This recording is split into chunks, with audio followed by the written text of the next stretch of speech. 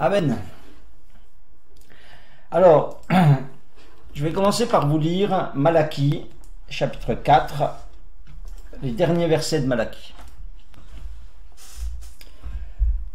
Donc, on pense que ce texte date de environ 450 avant Jésus-Christ. Là, il nous est dit, c'est vraiment les toutes dernières, je dirais, paroles prophétiques et bibliques de l'Ancien Testament. Souvenez-vous de la loi de Moïse, mon serviteur, auquel j'ai prescrit en Horeb pour tout Israël des préceptes et des ordonnances. Voici, je vous enverrai Élie le prophète, afin que le jour de l'Éternel arrive, ce jour grand et redoutable. Il ramènera le cœur des pères à leurs enfants et le cœur des enfants à leurs pères, de peur que je vienne frapper le pays d'interdit. Eh bien, on va voir ce soir combien ces quelques paroles-là, elles sont restées dans l'esprit du peuple de Dieu pendant 400 ans. 400 ans pendant lesquels donc il n'y a plus de révélation biblique, en tous les cas conservée pour nous dans les Écritures, et puis au bout de ces 400 ans, on atterrit dans les évangiles, on atterrit dans la vie de Jésus. Alors, imaginez que nous ayons un trou dans l'histoire de France de 400 ans. Que nous ayons un saut depuis 1620 jusqu'à 2020. Vous vous rendez compte? Alors peut-être vous ne voyez pas tellement ce qui s'est passé autour des années 1600, mais autour des années 1600, vous n'aviez aucune technologie, ou vous n'aviez, enfin bon, le monde était complètement différent, le découpage des nations, tout était différent. Hein. Donc en 400 ans, on peut se retrouver avec une mutation vraiment extraordinaire. Et je crois que on ne pourrait pas comprendre bien notre monde d'aujourd'hui si on n'avait pas ce fil de l'histoire depuis 400 ans. Et on se demanderait par quel mystère on est arrivé à notre monde moderne en partant du 16e ou du 17e siècle. Eh bien, c'est le même bond qui nous est proposé, le même saut dans le vide qui nous est proposé entre Malachie et Matthieu. Comment est-ce qu'on est passé du petit territoire réduit que je vous ai montré la dernière fois, voilà à peu près la Judée occupée par les Juifs au temps de Néhémie et d'Esdras, vous voyez, à peu près tout ce qu'ils avaient pu récupérer, et encore, étant là, ils étaient sous totale domination perse. Et puis, voilà ce qu'on a 450 ans plus tard, voilà ce qu'est Israël 450 ans plus tard. Vous voyez comment eh bien, l'occupation du territoire, elle s'est énormément agrandie, prodigieusement agrandie. Comment est-ce qu'on est passé de ce petit bout de territoire à ce grand bout de territoire? Pourquoi est-ce que maintenant, au temps de Jésus, ce sont les Romains qui habitent le pays, qui occupent le pays, alors qu'avant c'était les Perses, qui sont, lorsqu'on lit les évangiles, qui sont les pharisiens, qui sont les sadducéens, qui sont voilà, tous ces gens dont parlent les évangiles, qui sont des personnes très importantes en Israël et qui se confrontent à Jésus. D'où est-ce qu'ils viennent? Qu'est-ce que la synagogue? On n'avait pas, jusqu'à Esdras et Néhémie, on n'avait pas de synagogue. Quel rapport avec le temple? Comment se fait-il que le temple ait été agrandi, puisqu'on lit que les Juifs disent que Hérode a fini de construire le temple. En résumé, que s'est-il passé pendant ces 400 ans dont la Bible ne parle pas, et pourquoi est-ce qu'elle n'en parle pas? Et pourquoi est-ce qu'elle n'en parle pas? Donc, je vais vous proposer ce soir de jeter un regard sur cette période un petit peu morte, en angle mort. Premièrement, pour nous aider à bien saisir le monde du Nouveau Testament. Deuxièmement, pour qu'on comprenne comment le peuple juif a évolué pendant ce temps, qu'est-ce qui s'est passé, comment il a évolué, comment est-ce qu'il a récupéré son territoire, et puis aussi pour comprendre, troisièmement, pourquoi Dieu a agi de cette manière. Pourquoi Dieu a agi de cette manière. Donc après Malachie, il n'y a plus de révélation biblique, mais comprenez que ça ne n'empêche pas l'histoire de suivre son cours, n'est-ce pas? Le monde continue, les gens continuent de vivre, les royaumes continuent d'exister, tout cela continue de suivre son cours. On a lu là dans Malachie 4.4, « Souvenez-vous de la loi de Moïse mon serviteur, auquel j'ai prescrit en Horeb pour tout Israël des préceptes et des ordonnances. » C'est, je dirais presque la dernière consigne, c'est la dernière consigne prophétique laissée au peuple. Et là, Malachie recommandait aux Juifs de se souvenir de la loi de Moïse jusqu'à ce que vienne Élie. Jusqu'à ce que vienne Élie, donc jusqu'au Nouveau Testament, ce que je vous demande, c'est de vous souvenir de la loi de Moïse. Et curieusement, et ça c'est le premier constat qu'on fera, c'est que les Juifs vont suivre cette recommandation au-delà de toute espérance. D'une manière extraordinaire. Le travail commencé par Esdras et Néhémie, vous savez qu'Esdras et Néhémie, c'est des gens qui ont remis le peuple de Dieu en face de la parole de Dieu. Esdras, c'était le scribe versé dans les Écritures. Il lisait la parole en public. Il ramenait les gens à la parole de Dieu. Eh bien, ce travail d'Esdras et de Néhémie de ramener le peuple à l'obéissance de la parole va apporter ses fruits. Et jusqu'à ensuite que Christ vienne, les Juifs vont vraiment rester attachés à la lettre de la parole, peut-être même, et certainement même d'une manière excessive, puisque Paul le fera se reproche, la lettre tue, l'esprit vivifie, et Jésus aussi disait ça aux pharisiens, mais vous avez la lettre, les pharisiens étaient des gens qui étaient sur la lettre, sur la parole, qui voulaient scrupuleusement faire respecter la parole. Et puis Jésus leur expliquera, mais oui, mais vous en oubliez l'esprit, et vous tuez la parole, en omettant l'esprit.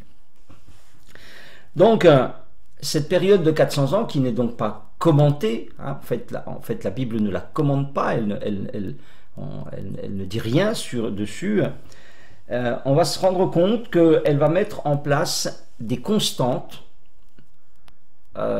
du peuple juif, c'est-à-dire des choses qui vont structurer le peuple juif définitivement et qui vont lui permettre de survivre jusqu'à aujourd'hui et qui vont permettre à cette nation, vous savez que après Jésus en l'an 70, eh bien il y aura une nouvelle dispersion totale du peuple juif qui va durer jusqu'au XXe siècle, jusqu'en 1948, la nation d'Israël se reconstitue, mais il y a là quasiment 20 siècles d'éloignement de la terre. Et si ce peuple-là ne s'est pas fondu, s'il n'a pas disparu au bout de 20 siècles dans toutes les nations où il a été dispersé, c'est grâce à ce qui s'est mis en place pendant les 400 ans entre Malachie et Matthieu. Voilà pour ce qui est de l'introduction. Je voudrais qu'on commence par faire un petit peu d'histoire, voilà, et qu'on voit l'arrière-plan historique, qu'est-ce qui s'est passé historiquement.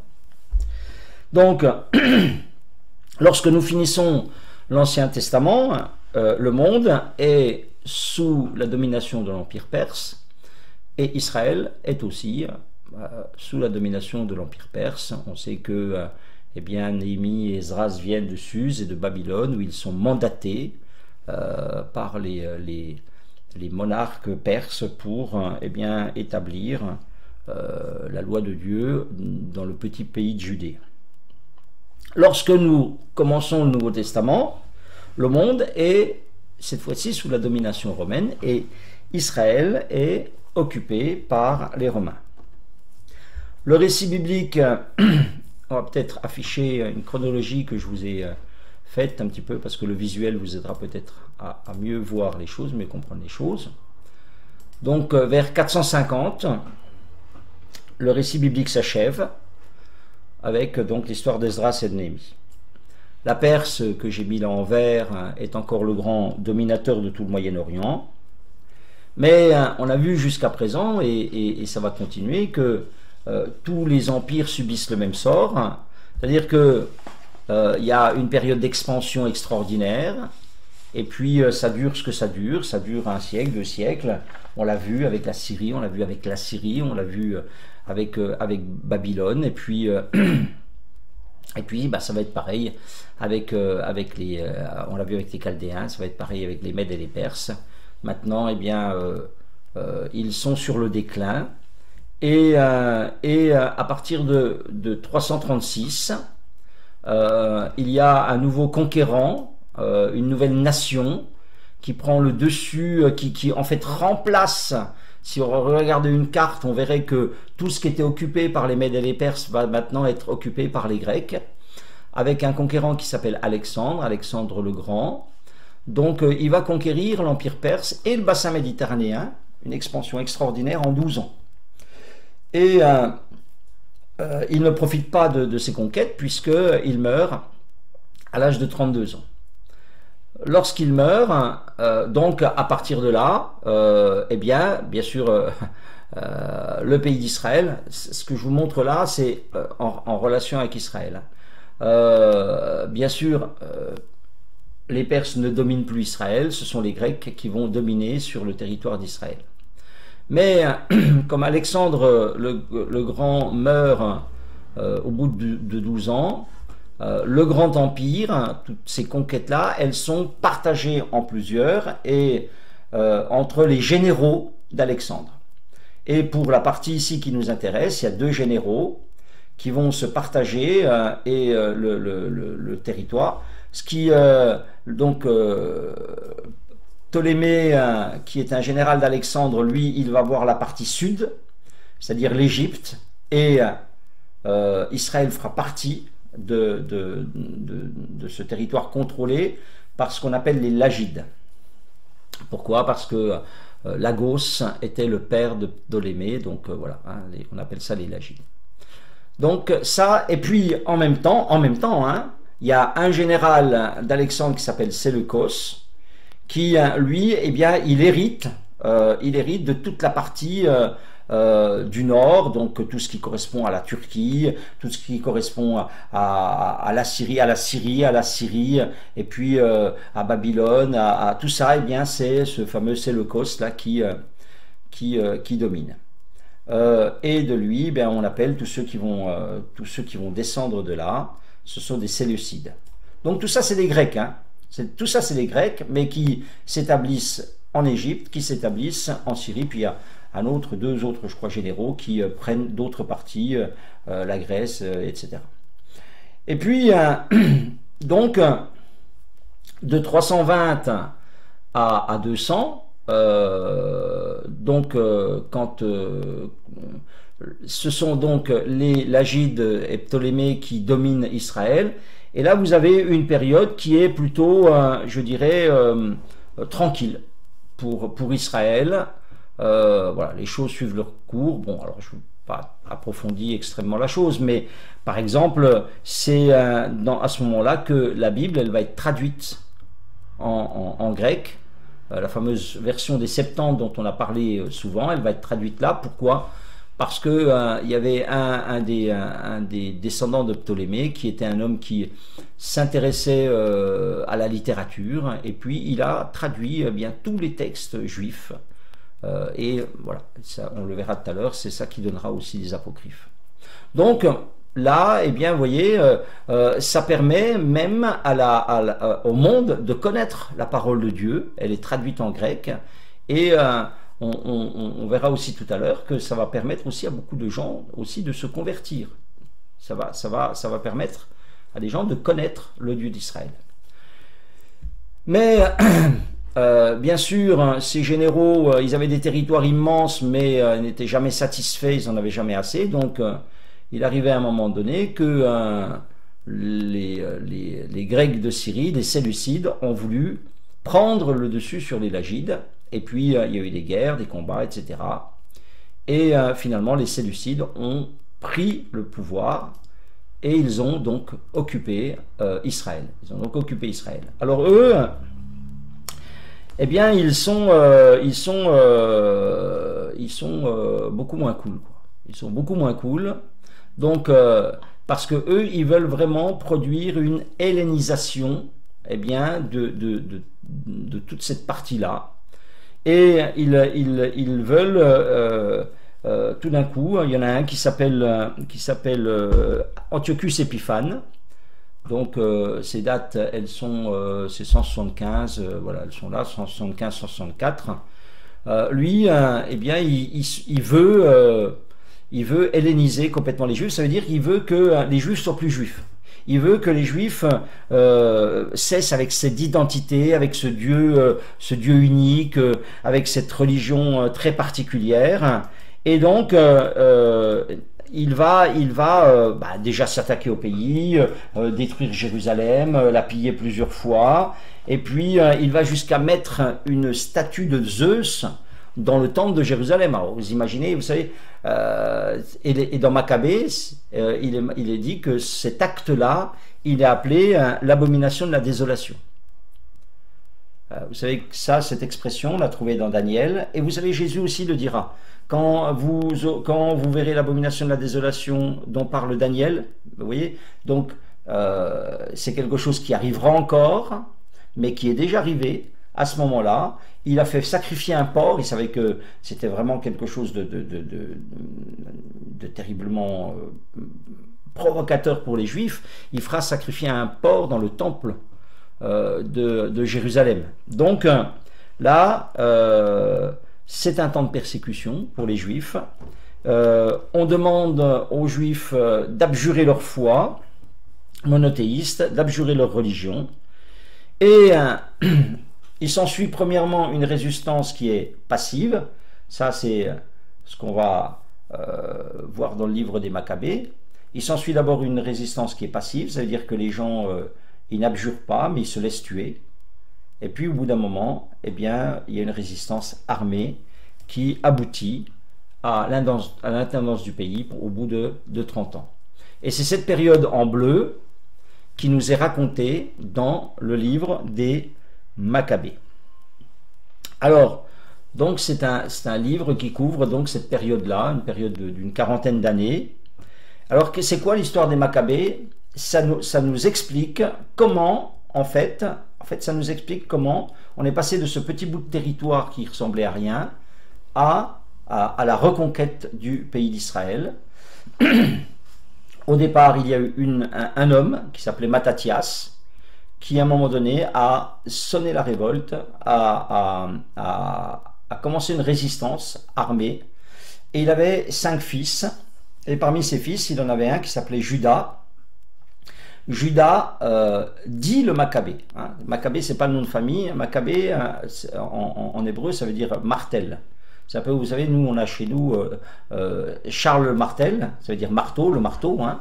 Donc, c'était Judas le marteau, hein, Judas le martel.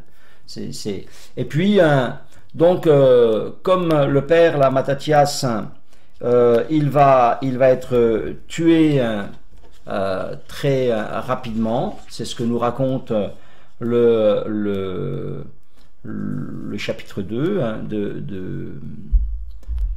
de Maccabée. Eh bien, c'est Judas qui va prendre eh bien, la suite de la résistance. Donc, pour faire un fil très rapide du livre de Maccabée, parce que c'est lui qui nous explique un petit peu comment eh bien, les choses, comment ce peuple complètement soumis, complètement réduit à rien, comment il a pu eh bien, se relever. Eh bien, ce livre des Maccabées est très précieux et il est historiquement quand même assez fidèle. Voilà. Donc, le chapitre 1 nous dit que, c'est là que c'est écrit, qu'il y a une statue de Baal qui est installée dans le temple, nous dit que les livres de la loi sont brûlés, que c'est un temps de persécution pour les fidèles à la loi, qu'il y a une interdiction de circoncire les enfants sous peine de mort, que, eh bien, à cause de ça, le sacrifice, qui est le sacrifice perpétuel qui devait toujours se faire dans le temple, eh bien, il est, il est arrêté. Et donc, au chapitre 2, vous avez ce Matthias et ses 5 fils qui organisent la résistance.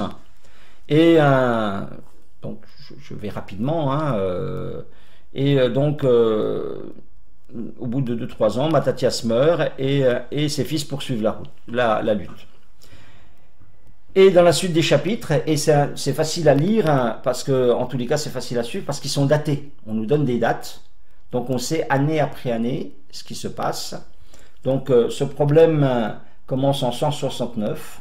Hein, c'est là que il y a ce désir d'Antiochus Épiphane d'helléniser les Juifs. Et donc, en 164, au bout de 3-4 ans, il y a une première victoire. Voilà, ils sont... Quand vous lisez ça, quand vous lisez le livre des Maccabées, vous avez l'impression de lire le livre des Juges. À la fois le livre des Juges et le livre de Josué. C'est des victoires comme ça se lit, c'est écrit un petit peu comme le livre des Juges d'ailleurs, comme le livre des Chroniques, ça ressemble un petit peu à cette littérature-là. Et puis vous voyez ces victoires qui sont obtenues avec des petits nombres contre des armées puissantes et qui font que eh bien, le puissant séleucide, il est obligé de reculer. Donc en 164, il y a une première victoire assez conséquente qui fait qu'on va pouvoir purifier le temple. C'est la première intention eh bien, du peuple vainqueur, c'est de purifier le temple qui avait été souillé. Et de là, on fera une fête de la dédicace qui est encore valable aujourd'hui en Israël, hein, qui se fête encore. Hein. Et là, c'est une autre fête qui n'est pas décidée par Dieu, qui est décidée donc par Judas Maccabée, qui est la fête de la dédicace du temple, et qui s'appelle Hanouka, la fête des Lumières, et qui se fête encore en Israël. Et elle est mentionnée au moins une fois dans le Nouveau Testament, dans Jean au chapitre 10, au verset 22, elle est appelée la fête de la dédicace. Donc, c'est ça, c'est cette fête, elle correspond à cet acte de 164 de réinauguration du temple qui avait été souillé. L'année d'après, c'est la mort d'Antiochus Épiphane, qui est racontée, il est assassiné, et ça va permettre aussi cet ennemi d'Israël, ça va permettre de lever un petit peu l'étreinte sur Israël. Et à la suite de cela, puisqu'il meurt, les successeurs sont peut-être moins vindicatifs, et en 160, donc 2-3 ans après, il y a une paix religieuse qui est accordée à Israël, une paix religieuse. C'est-à-dire que on les autorise à nouveau à avoir leur religion et à vivre leur religion comme bon leur semble. Donc ça c'est la deuxième victoire. Premièrement, ils récupèrent le temple. Ensuite, on leur dit, ok, pourquoi on les autorise à ça? Parce que les armées sont tellement fatiguées, ils se sont tellement entretuées, et puis sans prendre le dessus l'un sur l'autre, qu'ils préfèrent convenir d'une paix religieuse. Et puis, c'est quand même à ce moment-là que meurt Judas Maccabée au combat, et donc il est remplacé par son frère qui s'appelle Jonathan. À la suite de cela, on est en 159, les choses vont pas très bien. Là, il y a un coup de moins bien pour la nation d'Israël. Mais là aussi, le chef séleucide qui est occupant et qui à nouveau s'est élevé contre Israël, il meurt subitement. Et il y a un nouveau traité de paix qui se fait avec Antioche. Donc Antioche, c'est la capitale de l'empire séleucide. Et à partir de là, il y a des nouvelles avancées dans l'indépendance. Tout ça, c'est le livre des Maccabées qui nous l'apprend. Et c'est des avancées qui se font par voie diplomatique. C'est-à-dire qu'on discute, on fait des jeux d'alliance, parce qu'il y a toujours, vous savez, Israël a toujours ce rôle un petit peu tampon entre le nord et le sud. Donc, au travers de jeux d'alliance qui sont bien menés par Jonathan, on dit de lui que c'est un fin diplomate, eh bien ils obtiennent des choses, Israël obtient le droit d'avoir une armée, ils obtiennent l'exemption d'impôts, voilà, on leur dit, ok, vous n'avez plus à donner d'impôts aux Séleucides. On vous rend des territoires. Les Juifs captifs sont autorisés à retourner au pays. Et Jonathan, il devient à la fois roi chef de l'armée et grand prêtre. Voilà. C'est donc vous voyez, hein, donc la nation d'Israël commence à s'établir. En 142, ça dure une dizaine d'années. Jonathan meurt aussi au combat. Enfin, il est fait prisonnier, il est assassiné. Et Simon, son frère, lui succède. Et lui succède aussi comme grand prêtre et comme chef de la nation. Et en 142, on aboutit à une indépendance complète. On a depuis quelques années fait une alliance avec Rome, parce que Rome est l'empire qui commence à se lever, il se réveille, petit à petit, il prend du territoire. Donc Israël a vu que là, il y aurait aussi peut-être un avenir, donc ils font une alliance de paix aussi avec Rome. Et en 140, l'autonomie de Juda elle est confirmée et on les autorise à avoir leur propre monnaie. Vous vous rendez compte que lorsque un pays a sa propre monnaie, déjà c'est de l'indépendance. Donc tout cela, c'est arrivé petit à petit, par des combats d'abord, par des prises de position, par des jeux d'alliance, par de la diplomatie aussi. En 134, donc vous voyez, on a commencé en 169, en 134, on a une trentaine d'années là. Simon, donc le troisième de cette fratrie là, il est assassiné et c'est son fils qui arrive à renverser la conspiration et qui prend le pouvoir et qui va inaugurer une dynastie qu'on appelle ça les Asmonéens, donc c'est une dynastie juive, voilà, de 142 à 63 jusqu'à ce que les Romains reprennent en main le pays d'Israël. Et là je vous ai mis à droite tous ces gens qui se sont succédés dans la dynastie asmonéenne. Donc ça c'est les Juifs, hein, ça c'est les Juifs. Donc là vous avez 142 à 63, hein, on est arrivé à ce miracle, hein, c'est carrément un miracle. Le pays est reconstitué et il est devenu une nation indépendante. Ça va durer 70 ans. Alors là, ça c'est plus décrit dans le livre des Maccabées, en tout cas dans le premier livre des Maccabées, mais on sait par l'histoire et par d'autres livres que là, la dynastie asmonéenne, elle va être, vous savez, comme dans la période des rois, elle va être catastrophique, quoi. Elle va être catastrophique, ça va être des intrigues, ça va être de la débauche, ça va être beaucoup de choses comme cela. Donc, ça va beaucoup déplaire à des juifs pieux. C'est-à-dire que comprenez que la révolte, elle s'est faite, la guerre d'indépendance, elle s'est faite parce qu'il y avait des juifs très pieux qu'on appelait des hassidim.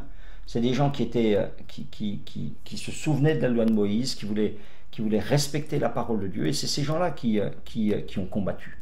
C'est ces gens-là qui ont combattu, c'est ces gens-là qui ont vraiment mené la guerre d'indépendance. Et puis après, on est tombé dans la diplomatie, on est retombé dans cette dynastie, la manière de régner des Asmonéens, ça déplaît beaucoup à ces juifs pieux. Et ces juifs pieux, ils vont se séparer du pouvoir. Et c'est là qu'on a la naissance des pharisiens. Voilà. Et on va en reparler un petit peu plus après. Et des Esséniens. Vous savez, les Esséniens, la Bible ne parle pas des Esséniens, mais la fameuse grotte de Qumran, où on a trouvé les manuscrits de la mer Morte, on a trouvé tout un tas de littérature très importante et tous les livres de la Bible, c'était des Esséniens, c'était des gens, des Hassidim au départ, ça veut dire des gens pieux, qui avaient lutté pour l'indépendance, mais qui, c'était eux, ils s'étaient carrément retirés. Voilà. Les pharisiens s'étaient mis en opposition en restant à Jérusalem, et les Esséniens, eux, ils s'étaient carrément retirés, ils avaient dit, nous, ça ne nous intéresse pas, on va vivre en retrait. Donc ils sont allés dans le désert, et puis ils ont créé leur mode de vie là à Qumran. Donc les pharisiens, à l'origine, les pharisiens, donc pharisiens ça veut dire séparés, hein. C'est donc des opposants politiques au pouvoir qui veulent garder la pureté de la loi. C'est ça leur marque de fabrique. Eux, ils ne veulent aucun compromis avec l'hellénisme. Voilà. Aucun compromis avec l'hellénisme. Ils disent non, nous, voilà, on a une directive, il faut qu'on se souvienne de la loi de Moïse, il ne faut pas qu'on se mélange. Voilà, tout cet esprit de l'Ancien Testament, de ne pas se mélanger, eh bien, les pharisiens, ces gens et ces Esséniens, ils vont le véhiculer à ce moment-là. Et puis, les Sadducéens, dont parle aussi le Nouveau Testament, apparaissent aussi à ce moment-là. Eux, c'est quoi? Eh bien, eux, c'est le parti des prêtres religieux. C'est les grands prêtres, c'est les familles de grands prêtres, des riches familles de grands prêtres, qui sont naturellement qui sont au pouvoir, hein, et eux, eh bien, qu'est-ce qu'ils ils sont beaucoup moins exigeants avec l'observation de la loi, puisque la politique, la gestion du pouvoir, eh bien, les amène souvent à des compromis. Ils n'ont pas de vision messianique comme les pharisiens. Eux, ce qui les intéresse, c'est le terrestre, c'est la politique, c'est les affaires terrestres. Donc, c'est à ce moment-là, hein, donc, que tous ces gens qu'on va retrouver dans l'Évangile apparaissent. Je voudrais simplement que vous reteniez de cette période que en 30 ans seulement, par le combat et par la diplomatie, Israël récupère et son territoire et son indépendance. Et que cela a été possible, les lignes directrices qui ont permis cela, c'est tout d'abord l'obéissance et la mise en pratique de la parole de Dieu, de la loi. Et c'est justement à cette période-là, c'est au temps des Maccabées, que eh bien, les écritures de l'Ancien Testament, elles vont être constituées. Qu'elles vont être constituées, qu'on va les arrêter, qu'on va dire l'Ancien Testament c'est ça, on appelle ça le canon. Le canon c'est l'ensemble des livres qu'on considère comme inspirés. C'est à cette période-là eh bien qu'on établit cette liste-là. Lorsque vous lisez Maccabée, hein, vous voyez qu'on s'adresse beaucoup à Dieu pour obtenir le secours dans les batailles. J'ai relevé par exemple à Maccabée 12-15, du ciel nous vient le secours qui nous sauve. Voilà. Et de toute évidence, pour que le pays se relève en 30 ans, il a fallu la main de Dieu.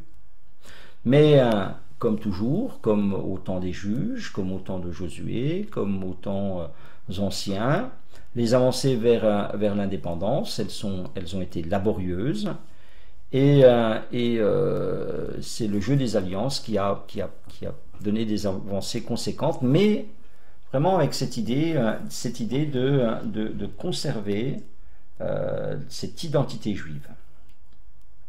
On relève aussi, quand on lit Maccabée, ça m'a frappé, à plusieurs reprises il est dit « il n'y a plus de prophète en Israël ». Voilà. Judas Maccabée le dit, et d'autres le disent, il n'y a plus de prophète en Israël. Donc, il n'y a plus de prophète pour les conduire comme les temps anciens. Ça veut dire quoi? Ça veut dire que, et c'est ça c'est le point vraiment très important. Ce qui guide le peuple juif pendant toute cette période-là, pendant ces 400 ans, c'est la parole de Dieu. C'est la parole de Dieu. Ils se souviennent de la loi de Moïse, comme dit Malachie, et ne veulent pas s'en écarter. D'accord? Et je dirais, ils n'ont pas de prophète et ils n'en ont pas besoin parce qu'ils ont la parole de Dieu. Parce que c'est la parole de Dieu qui est prophétique. Donc,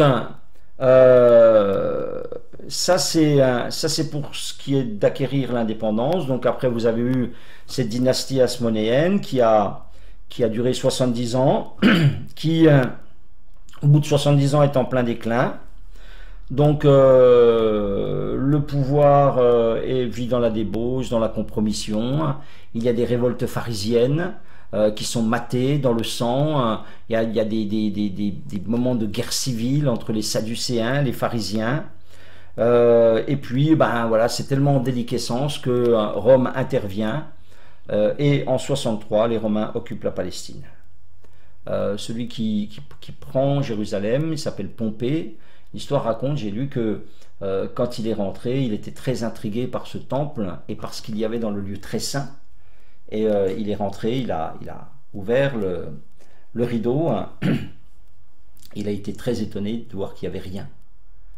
Et il s'est dit, mais comment ces gens, ils vénèrent rien? Il vénère, il n'y a pas de statue, il n'y a rien du tout.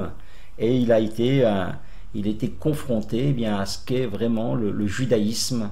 C'est ce monothéisme, et ce monothéisme complètement débarrassé d'idolâtrie. Les historiens disent que dans cette période-là, Israël a été totalement et définitivement guéri de l'idolâtrie parce qu'ils se sont souvenus et attachés à la loi de Moïse. Et puis, donc ça c'est en 63, et quelques années après, eh bien, Rome met au contrôle de la Palestine un dénommé Hérode. Un dénommé Hérode qui est un descendant d'Ésaü. Donc c'est un petit peu, vous rendez compte, hein, comment l'histoire elle se retourne. C'est finalement, eh bien, c'est un descendant d'Ésaü qui maintenant domine les enfants de Jacob. Alors cet Hérode, il est pas très bien vu par les Juifs parce qu'il est capable du meilleur comme du pire. Il a fait tuer ses femmes, ses enfants parce qu'il pensait qu'on l'espionnait, qu'on complotait contre lui. Enfin, il était très sanglant, très violent. Et puis en même temps, eh bien, il va pour plaire aux Juifs parce qu'il était aussi croyant et adepte de la religion de l'Éternel. Par exemple, il ne mangeait pas de porc. Hein.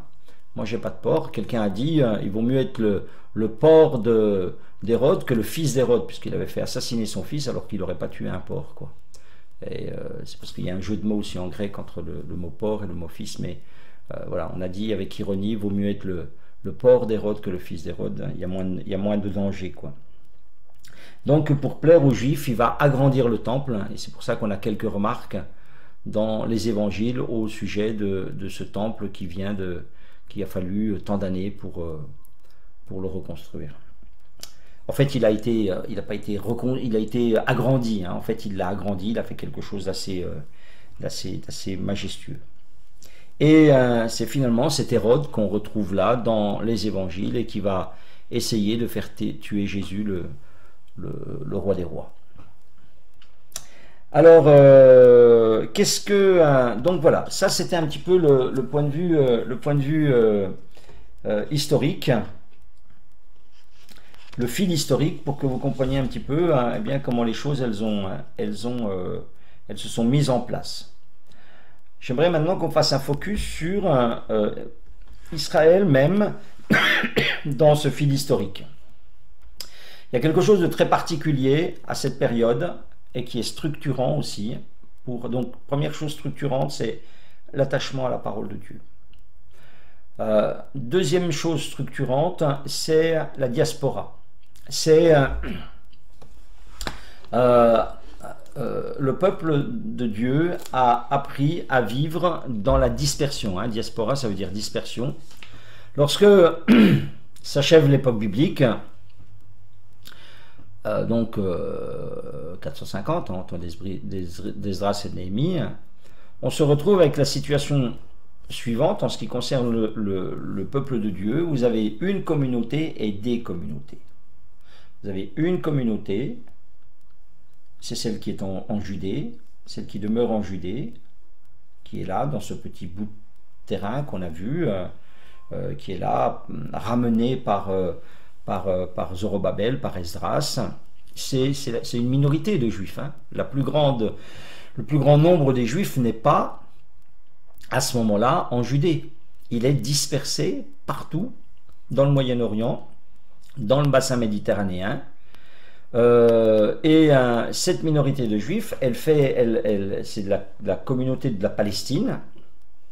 Elle est dirigée par un conseil qui s'appelle le Sanhédrin, voilà, qu'on va retrouver aussi dans les évangiles. C'est le Sanhédrin, il est composé de 70 personnes, il est un petit peu calqué, vous savez, sur les 70 anciens de Moïse, plus 1, donc 70 anciens plus 1, et le Sanhédrin, il a 70 anciens sages de la nation. Bon, en réalité, il est surtout composé de gens du sacerdoce, hein, et puis de sadducéens, de gens riches, quoi. Et c'est avec le temps, avec des oppositions, etc., que petit à petit, des pharisiens vont rentrer dans le Sanhédrin et des scribes vont aussi rentrer dans le Sanhédrin. Donc c'est un gouvernement qui va exister depuis le temps d'Esdras et de Néhémie, petit à petit, et qui va toujours être toléré par les occupants. Et on laisse eh bien, à ce gouvernement la possibilité vous savez, comme au temps de Jésus, où il n'avait pas le droit de mettre à mort, mais il avait le droit de juger, etc. Voilà. Vous savez, certaines prérogatives, certains droits. Voilà. Et ça a toujours été comme ça. Donc ça, c'est la communauté qui est en Palestine. Et celle-là, eh bien, on va le voir, elle est farouchement attachée à la parole de Dieu, à la doctrine du Dieu de la Bible. Et puis vous avez les communautés. Parce que le peuple de Dieu, il déborde loin de ses frontières. D'abord, il y a eu les déportations, hein, qui ont répandu les petites communautés juives partout, sur toutes les parties de l'immense royaume de Perse, et puis en Égypte, et puis en Babylonie. Et puis, les conquêtes d'Alexandre vont amplifier le phénomène, et les Juifs vont se répandre sur tout le bassin méditerranéen.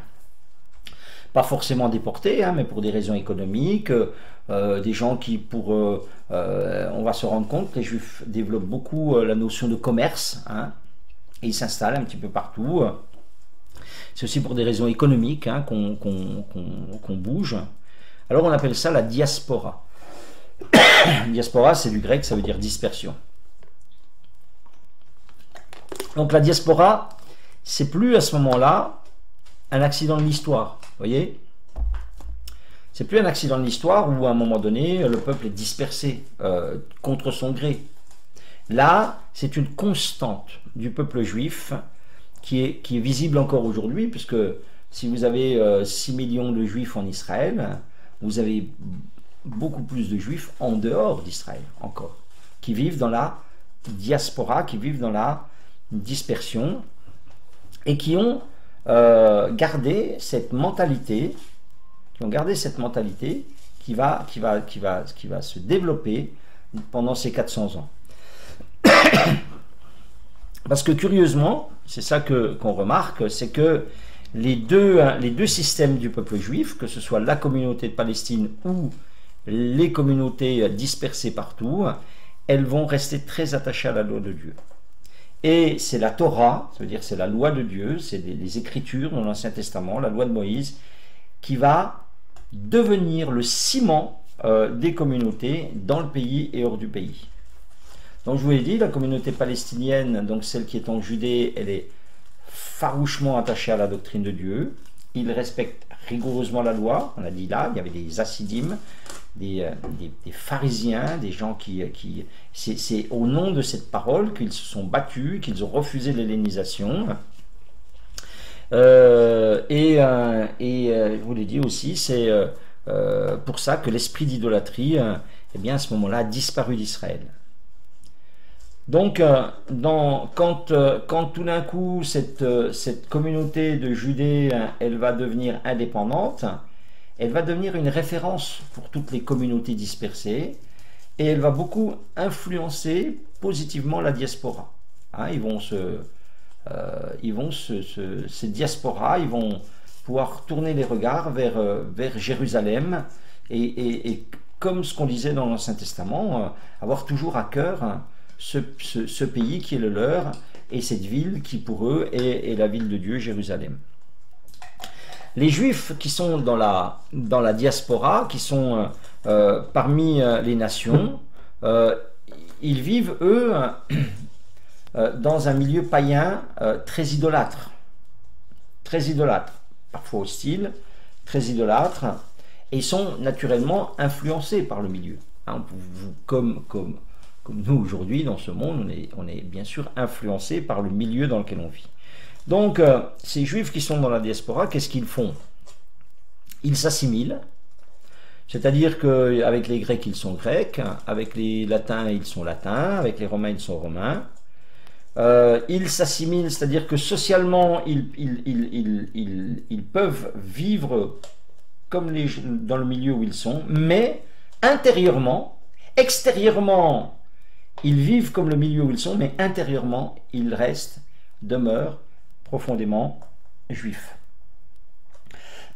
Curieusement, ces gens, partout où ils sont, obtiennent des positions assez privilégiées, comme on a vu, hein, des Joseph en Égypte par le passé, des Daniel, des Néhémie, voilà, et bien ça continuait, ça, un petit peu dans tout le monde d'alors, hein, bien, il y a des Juifs qui ont obtenu des positions privilégiées. Alors ils s'assimilent, mais ils ne sont pas absorbés, toujours leur identité est conservée, et l'idolâtrie ambiante, elle n'a pas de prise sur eux.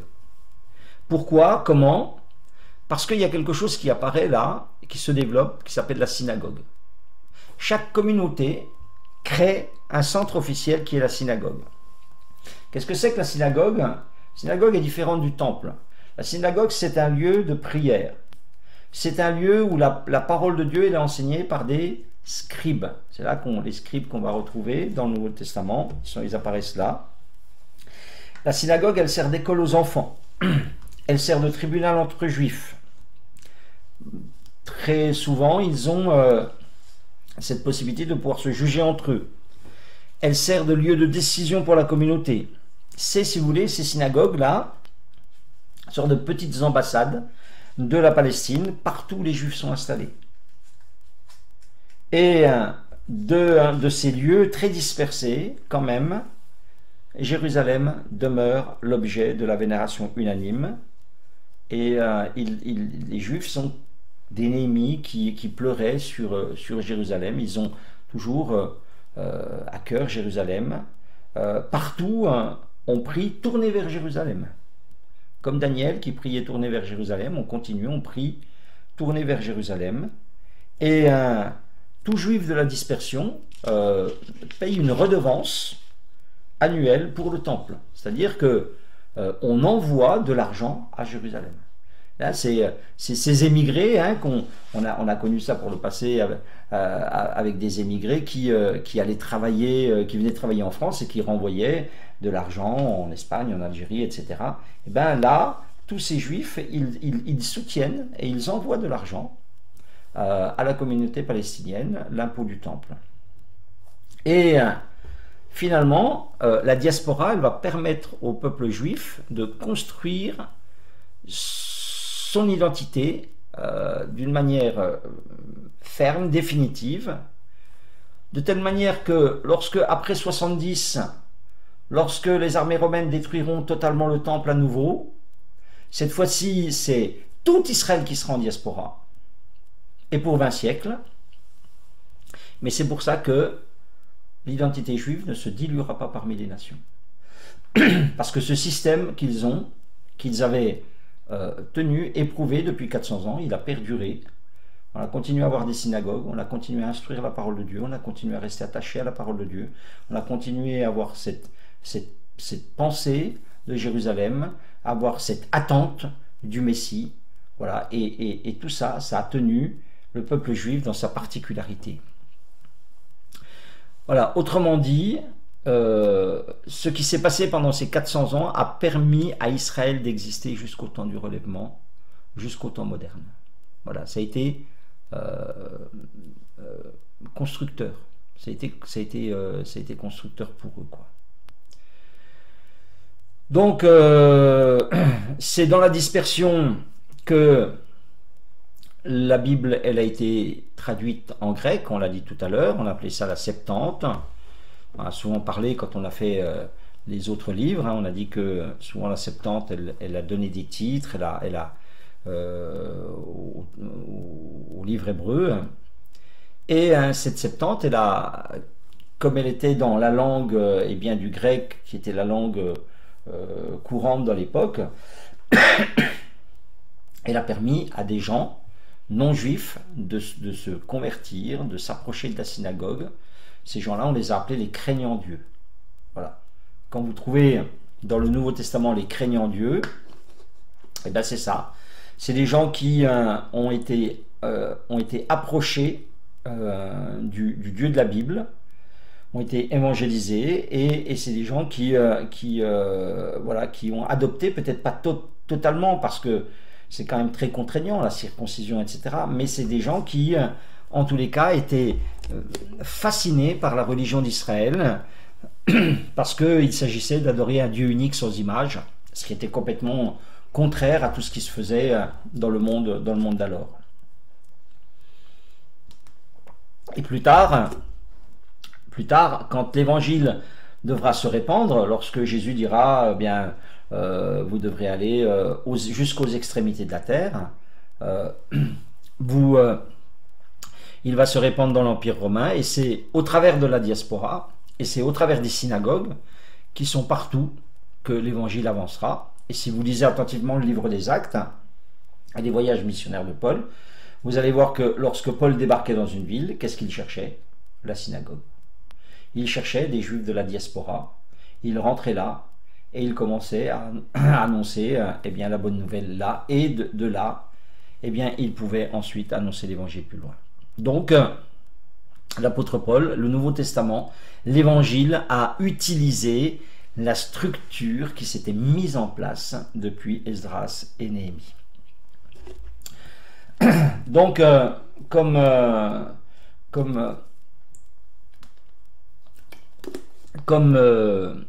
on a traduit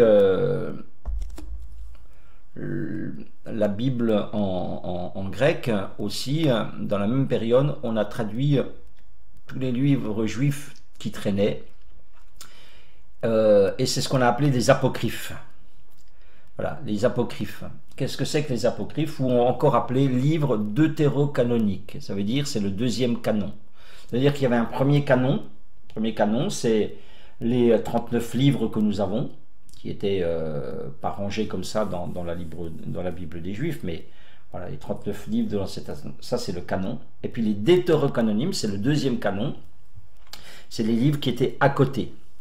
Comment est-ce qu'on est arrivé donc à ces livres apocryphes? Pourquoi est-ce qu'ils sont dans certaines Bibles? Et Maccabée, donc, que vous avez peut-être lu, fait partie des livres apocryphes. Pourquoi? Parce que c'est donc une littérature qui datait de cette période-là, de ces 400 ans-là. Mais les Juifs, eux, ne les ont jamais associés aux Écritures saintes. Alors pourquoi est-ce qu'ils ont été incorporés à la Bible?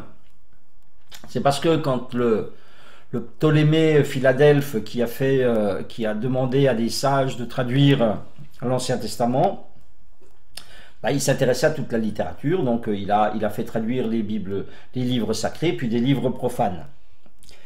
Et on les a un petit peu, on les a mis là à Alexandrie, on les a mis ensemble sans trop de discernement. À Alexandrie, on n'avait pas forcément cette même attention qu'on pouvait avoir à Jérusalem pour les textes sacrés. Donc ils ont fait partie de cet ouvrage de la Septante, et eux, les scribes juifs, eux, ils les ont pas considérés comme inspirés, parce que vous avez beaucoup de récits fantaisistes, de choses qui ne sont pas du tout, voilà, qui ne correspondent pas du tout à l'inspiration générale. On va donner un exemple après.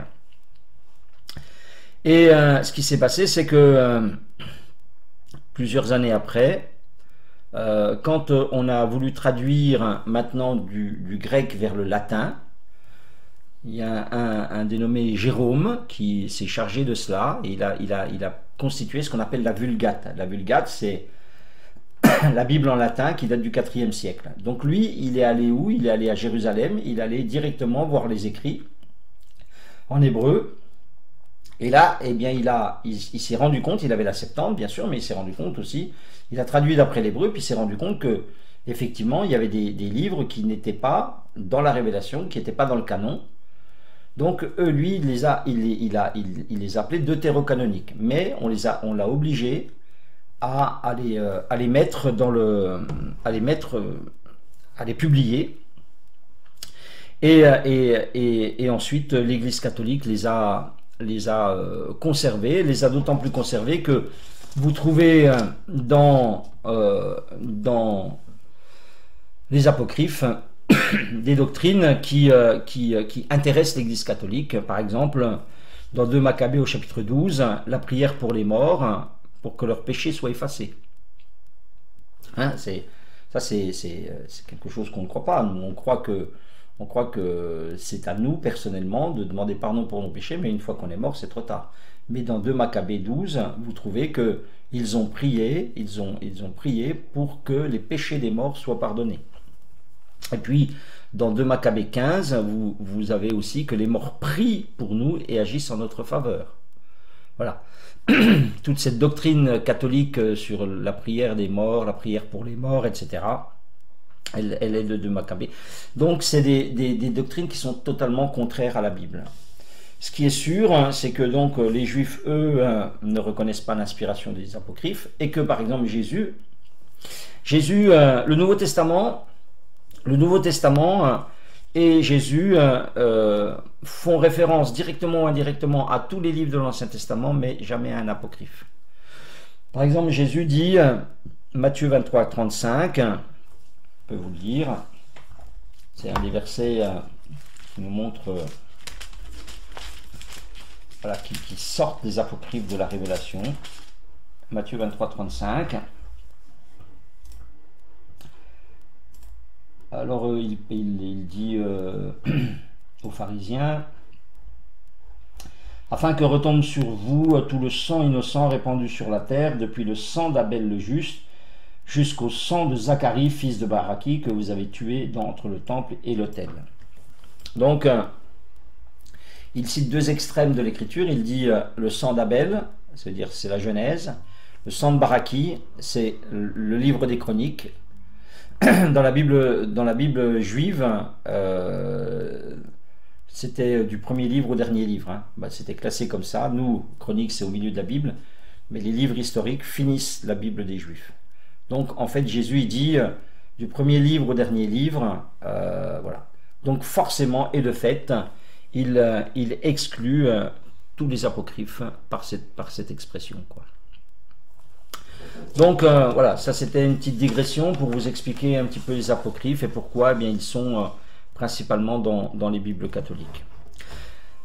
Je vais aller à la conclusion et de vous expliquer maintenant pourquoi ces 400 ans de cette manière, pourquoi Dieu arrête sa révélation après Esdras et Néhémie et pourquoi est-ce qu'il la reprend avec Matthieu. Donc,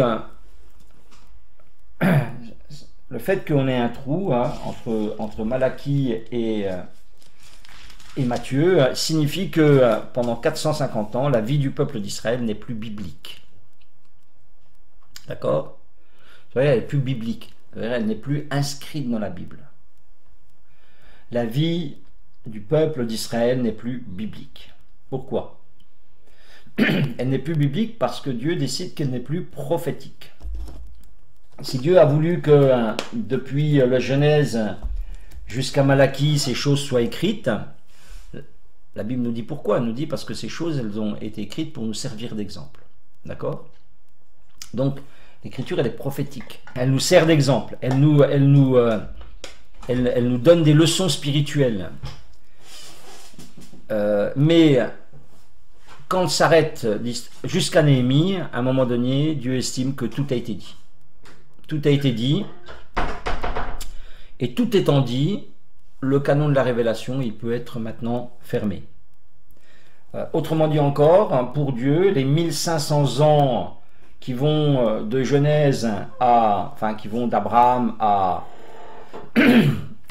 Néhémie, sont suffisants pour nous parler, sont suffisants pour nous instruire, sont suffisants pour nous faire savoir et connaître tout ce qu'on a à savoir et à connaître. D'accord? Tout est dit, tout ce que nous avions besoin de savoir est dit, tout ce qui devait être écrit pour nous préparer à la rencontre du Messie est écrit, et Dieu n'a pas besoin de nous rajouter encore 200, 300, 400 pages ou des tas de livres d'histoire parce que de toutes les manières ça n'apporterait rien de plus à la révélation. Dieu n'a pas besoin d'illustrer encore les vérités spirituelles par ce qui se passe pendant ces 400 ans, parce que ce qui se passe pendant ces 400 ans, c'est ce qui s'est déjà passé avant. D'accord? Donc, ça c'est une des raisons pour lesquelles la vie du peuple d'Israël n'est plus biblique. Deuxièmement, on parle de 400 ans de silence de Dieu. Mais moi j'ai trouvé que cette formulation elle n'était pas juste. Je trouvais qu'elle n'était pas forcément juste. C'est pas un silence de Dieu, c'est un silence prophétique. C'est un silence prophétique. Pourquoi? Parce que Dieu estime que le moment est venu pour le peuple de vivre la révélation. Ils ont la révélation, ils savent, les prophètes ont parlé, les prophètes ont tout dit, la loi a été donnée, les psaumes ont été donnés, ils savent comment s'approcher de Dieu, ils ont tous les modèles, ils ont tout.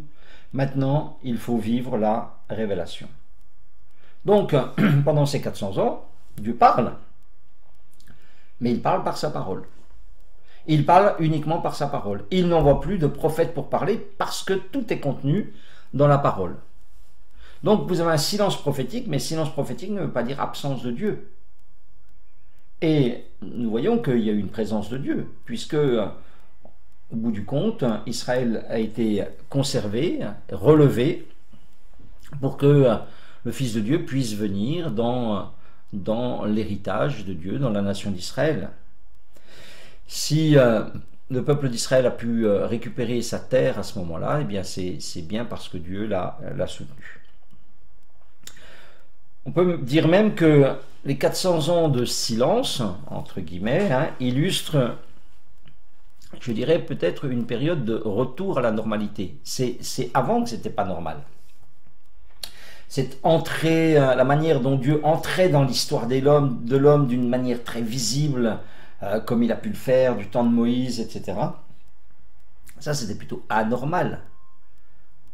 Voilà, ça devient une normalité, mais la vraie normalité, c'est un Dieu qui est plutôt secret, qui est plutôt discret. Un Dieu qui est plutôt discret. Et on revient dans une normalité, Dieu se fait discret, Dieu laisse les hommes marcher à leur guise. Regardez ce que dit l'apôtre Paul dans Actes, chapitre 14. Il dit, car ce Dieu, verset 16, dans les âges passés, a laissé toutes les nations suivre leur propre voie, quoiqu'il n'ait cessé de rendre témoignage de ce qu'il est, en faisant du bien, en vous dispensant du ciel les pluies, les saisons fertiles, en vous donnant la nourriture avec abondance et en remplissant vos cœurs de joie. Vous voyez, c'est une action de Dieu infusée, l'action de Dieu présente. C'est ça la norme. La norme, c'est à la fois le divin et l'humain qui se mélangent sans qu'on puisse toujours le discerner d'une manière très évidente. C'est ça la normalité.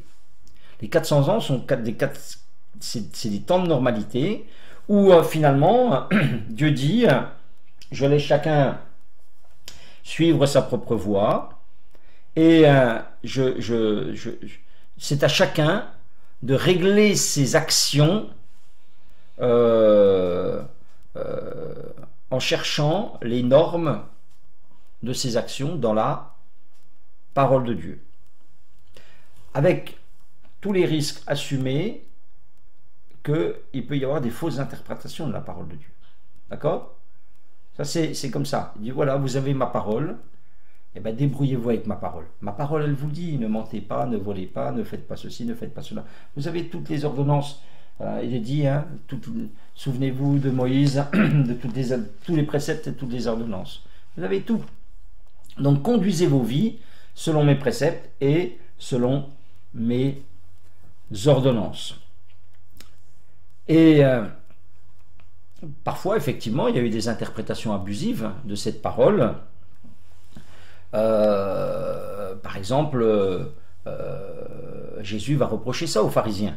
Il va leur dire qu'ils s'attachaient plus à la lettre qu'à l'esprit de la lettre. Il va leur dire, vous ne comprenez pas les Écritures, vous êtes dans l'erreur, vous ne comprenez pas les Écritures, voilà. Mais ça fait rien, ma parole elle est là, elle est pour moi, dit Dieu, suffisamment claire conduisez-vous d'après ma parole. Et pendant ces 400 ans, eh bien les Juifs vont s'imprégner de la parole de Dieu. Voyez, au travers des scribes, au travers des synagogues, au travers de cet enseignement constant de la parole de Dieu, de garder la parole de Dieu. Et c'est visible, on le voit, qu'ils se sont imprégnés de la parole de Dieu parce que il y a quelque chose qui va rester dans le cœur, c'est le messianisme. Le messianisme, ça veut dire c'est l'attente d'un Messie. C'est l'attente de cet homme providentiel. Alors, c'est très confus hein, dans la pensée des Juifs. Parfois, il est glorieux, parfois, il est souffrant. Parfois, on ne sait pas trop, mais on sait que l'Éternel va venir, le Messie, le Christ va venir.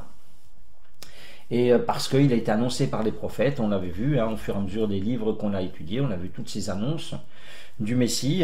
Et lorsque vous lisez les évangiles, vous vous rendez compte que les Juifs du temps de Jésus, 400 ans après, ils ont une forte attente messianique. Ils attendent le Messie. Pourquoi? Parce que les dernières paroles de Malachie, je vous enverrai Élie avant le jour de l'Éternel. Voilà, ça c'est les dernières paroles. Et donc ils sont restés là, ils sont restés là-dessus. Donc ils attendent, ils ont une attente du Messie.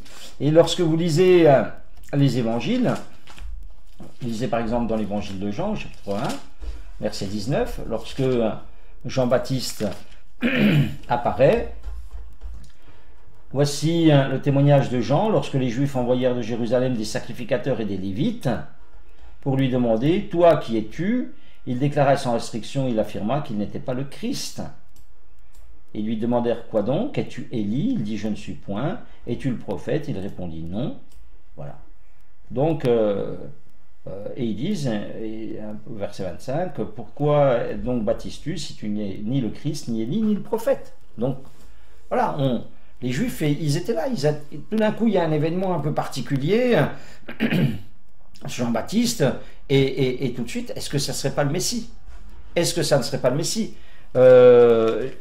Jean 4, 25. Donc, et je vous dis, hein, la révélation s'est arrêtée 400 ans auparavant, mais c'est dans leur cœur, c'est dans leur pensée. Jean 4, 25, il est dit, la femme lui dit, je sais que le Messie doit venir, la Samaritaine, je sais que le Messie doit venir, celui qu'on appelle Christ. Vous voyez, c'était dans toutes les oreilles, c'était dans toutes les bouches, c'était véhiculé. Jean 7, 27. Jean 7, 27. Cependant, celui-ci, nous savons d'où il est, mais le Christ, quand il viendra, personne ne saura d'où il est. Verset 40, des gens de la foule, ayant entendu les paroles, disaient, celui-ci est vraiment le prophète. D'autres disaient, c'est le Christ. D'autres disaient, est-ce bien de la Galilée que doit venir le Christ? L'Écriture ne dit-elle pas que c'est de la postérité de David, du village de Bethléem? C'était confus dans la tête des gens. Mais en tous les cas, il y avait une attente messianique. Il y avait une attente messianique. Siméon, Luc chapitre 2, verset 25, et puis Anne la prophétesse, encore deux autres exemples. Et voici, il y avait à Jérusalem un homme appelé Siméon. Cet homme était juste et pieux. Il attendait la consolation d'Israël. Luc 2, 25, où Anne, on appelle la prophétesse, de 38, étant arrivée elle aussi à cette même heure, elle louait Dieu et elle parlait de Jésus à tous ceux qui attendaient la délivrance de Jérusalem, le Messie. D'accord? Donc ça veut dire quoi? Ça veut dire que pendant ces 400 ans, les gens ont été imprégnés, pétris de cette parole. Ils étaient dans l'attente messianique, parce qu'ils avaient été entretenus dans cette espérance pendant tous ces siècles. Donc, oui, il y a un silence prophétique. Dieu laisse marcher son peuple seul, avec les lumières qu'il a reçues. Voilà, avec la loi de Moïse. Il sait tout, il sait ce qu'il doit faire. Il connaît l'enjeu au travers des dernières paroles de Malachie. Il dit, eh bien, souvenez-vous de la loi de Moïse et toute dernière parole, la dernière parole, de peur que je vienne frapper le pays d'interdit. si vous ne revenez pas à moi, si vous ne restez pas attaché à ma parole, je frapperai le pays d'interdit. Ça veut dire je vous l'enlèverai. Et c'est d'ailleurs ce qui se passera après la première venue de Jésus en 70. Cette fois-ci, la dispersion elle sera totale et elle durera 20 siècles. Pour finir, et vraiment, il faudrait faire une application pour nous de cette période. Finalement, eh bien, ces 400 ans, correspondent à l'histoire de l'Église. Je dirais qu'ils correspondent parfaitement à notre histoire. Vous avez le même schéma entre l'Ancien et le Nouveau Testament.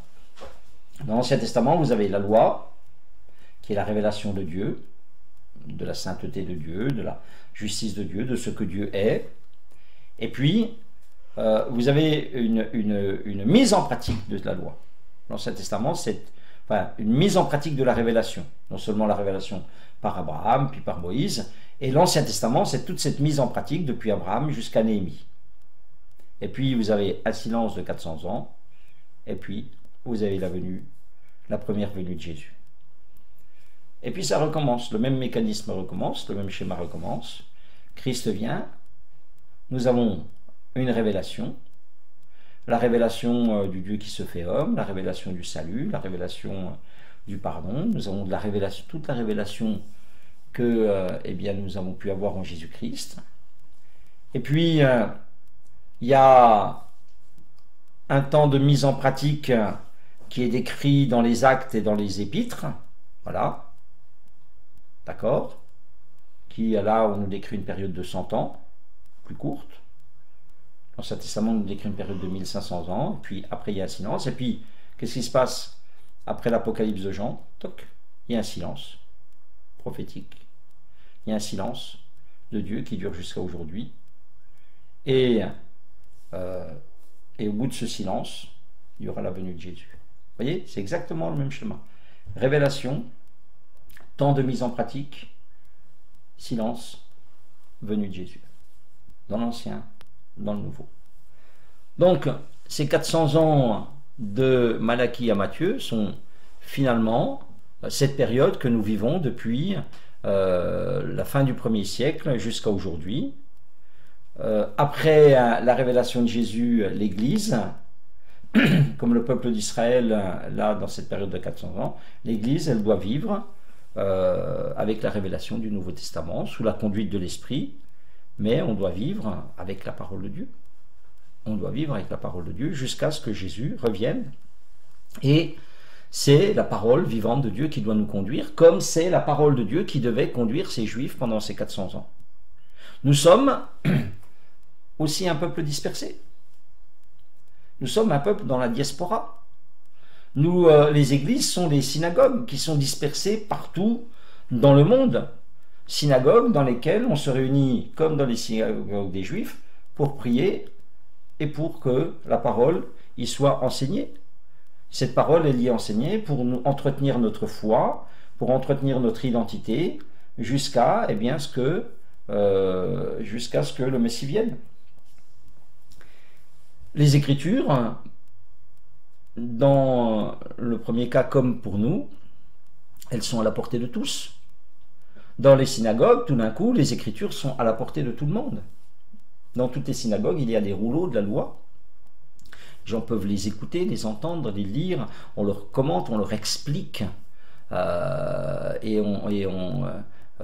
c'est tout ce travail d'instruction de la parole de Dieu qui est fait dans les synagogues, qui est fait dans les églises.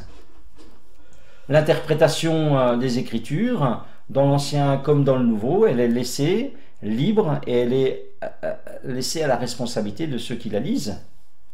C'est pourquoi il y a des dérives et c'est pour ça qu'il y a aussi des fausses interprétations. Tout comme du temps de Jésus, je vous l'ai dit, où Jésus dit aux pharisiens, vous êtes dans l'erreur, vous ne comprenez pas les Écritures. Aujourd'hui encore, il y a aussi des gens qui tordent les Écritures, comprennent mal les Écritures, voilà. Mais globalement, le message global, il est facile à comprendre. Le message du salut, il y a des points secondaires qui ne valent pas la peine qu'on se dispute. Mais les grands points, ils sont évidents pour tous. Donc, voilà, ce que je voulais vous partager ce soir et vous montrer eh bien, finalement pourquoi il y a eu 400 ans de silence. Ça n'a pas été du silence, ça a été que eh bien, Dieu s'est exprimé au travers de la parole. Il a mis son peuple en autonomie et ça a plutôt bien marché. Et il a mis l'Église en autonomie, il l'a mise avec la parole de Dieu, et puis nous devons nous conduire avec la parole de Dieu jusqu'à ce que, eh bien, pour nous, Jésus, le Messie, vienne aussi et nous emmène dans le ciel.